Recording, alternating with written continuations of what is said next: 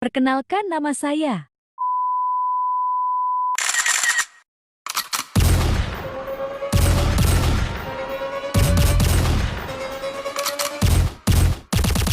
Cocaine in my nose, got rose in my Apa nih? Astagfirullah. Astagfirullahaladzim. Dan gue tidak kejedar gedor.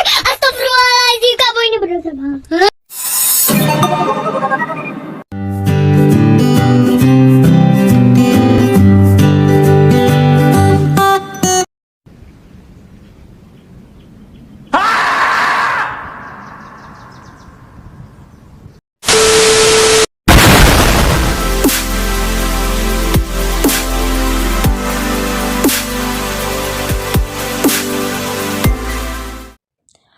Baiklah, saya di sini akan menjelaskan tentang perkembangan peserta didik.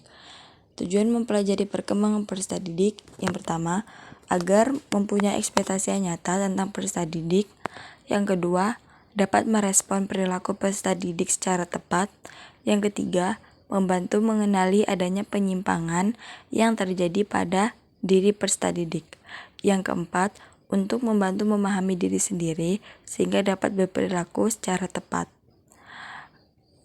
Itulah tujuan mempelajari perkembangan peserta didik.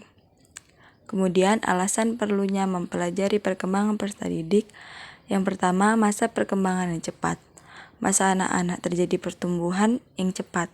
Yang kedua, pengaruh yang lama. Pengaruh pengalaman yang diberikan anak akan terlihat dalam jangka panjang. Yang ketiga, proses yang kompleks. Memerlukan proses dan waktu yang lama dalam membentuk peserta didik sehingga perlu pemahaman yang tepat. Yang keempat, nilai yang diterapkan. Nilai yang dipakai membantu kepribadian anak akan terintegrasi pada dirinya. Yang kelima, yang terakhir, masalah yang menarik. Anak sebagai makhluk yang unik. Yang dimaksud sebagai makhluk yang unik itu anak tuh berbeda-beda. Seperti adik dan kakak kan pasti beda-beda. Maka dari itu jika bisa orang tua tidak boleh membanding-bandingkan anaknya agar anak tersebut tidak tersinggung, karena emang manusia itu makhluk yang unik, apalagi anak. Definisi pertumbuhan dan perkembangan. Pertumbuhan ada perubahan fisik, peningkatan jumlah sel, ukuran kuantitatif, tinggi badan, berat badan, ukuran tulang, gigi, dan pola bervariasi. Sedangkan perkembangan ada kualitatif, maturation, sistematis, progresif, dan berkesinambungan. Itulah definisi pertumbuhan dan perkembangan. Ciri-ciri tumbuh kembang. Ada perubahan dalam aspek fisik dan psikis. Ada perubahan dalam proporsi, lenyapnya tanda-tanda yang lama, diperoleh tanda-tanda yang baru. Perkembangan berlangsung secara ada yang bertahap. Perkembangan berjalan sedikit demi sedikit, tidak secara tiba-tiba dan sporadis. Ada juga yang teratur, mengikuti pola yang berlaku umum bagi semua individu. Ada juga yang kontinu, suatu tahap mendasari tahap berikutnya atau kelanjutannya dari tahap sebelumnya. Ruang lingkup bahasan perkembangan peserta didik.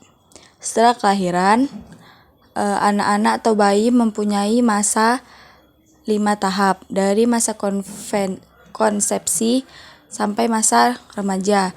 Tahap-tahap perkembangannya ada masa bayi dari umur 2 sampai 2 tahun mempunyai 3 periode, kemudian masa kanak-kanak 2 sampai 21 tahun.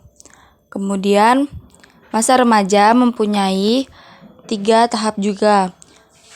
Remaja permulaan, remaja pertengahan, remaja akhir.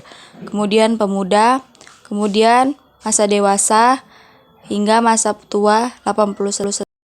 Apakah kalian tahu apa yang dimaksud dengan perkembangan dan pertumbuhan? Pertumbuhan ialah perubahan secara kuantitatif yang berarti pertumbuhan dalam ukuran fisik. Kemudian perkembangan Jika perkembangan, perubahan yang bersifat kualitatif yang berubah secara kuantitatif akan diikuti oleh perubahan dalam fungsi atau perkembangan.